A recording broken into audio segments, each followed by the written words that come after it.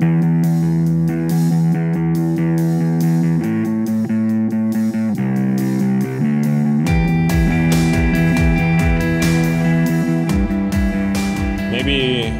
on paper, we'd expect coming back and some new faces joining in. I think most of the people will say it kind of like has risen, but I don't think it's risen that much. I think it's comparable to last year. I think the new guys that came in are not that much better than the old guys, but I can see maybe in the long run it's going to be an improvement, because I think the players that are in the top lane right now have a higher ceiling than the guys that were in LCS before.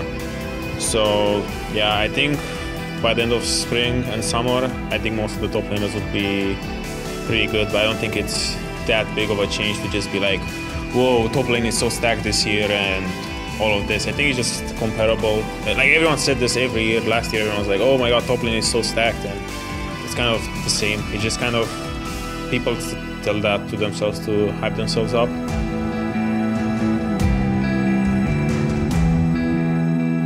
So maybe in terms of the top teams, it's comparable to the LCK. I think the problem with LCK last year wasn't that the league was bad, but since the patch changed from their playoffs to the Worlds, the teams that were really good on the playoffs patch made it through, like SKT, KT, and Africa, while teams like Griffin didn't make it through. But everyone knows that at Worlds, a lot of teams were screaming Griffin, and Griffin was the best team, and everyone was getting smashed by Griffin. So I just think in that proactive meta that was played at Worlds, the teams that were really good in that meta from Korea didn't really make it through. Except KT. I think KT was the only team that was kind of playing aggressive and really proactive, comparable to what Griffin was doing. So I think that's one of the reasons why LCK just looked poorly, just because they had bad representatives for that patch. For example, if we as Splice, we would have made it to Worlds, like our series against G2 was really close. We could have even won it, but I think if we would have made it to Worlds, we wouldn't have done as good of a job as G2, just because of the fact that we are a really slow team, and it could have been exactly what Korea did. They just lost every game just because they're really slow at making plays and all of that. So yeah, I think that's the biggest factor why LCK looked not so great at Worlds.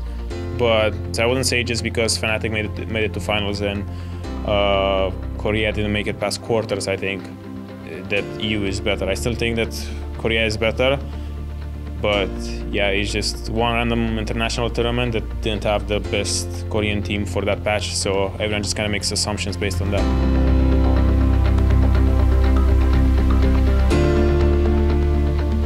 Based on, I think, roster and what we can achieve, I think going to Worlds in top 3 is not out of this world, just because I feel like our scrim results have been really good and there's some progression in the way we play, and we just have players that are not afraid to pull the trigger, and we wanna like brawl a lot and skirmish a lot. Like every lane is kind of overly aggressive, even maybe.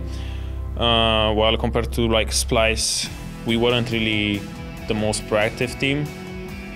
Don't get me wrong, I'm not saying that the guys on Splice were bad, but we just had like a different style that was kind of good for that meta, where we would just play slow.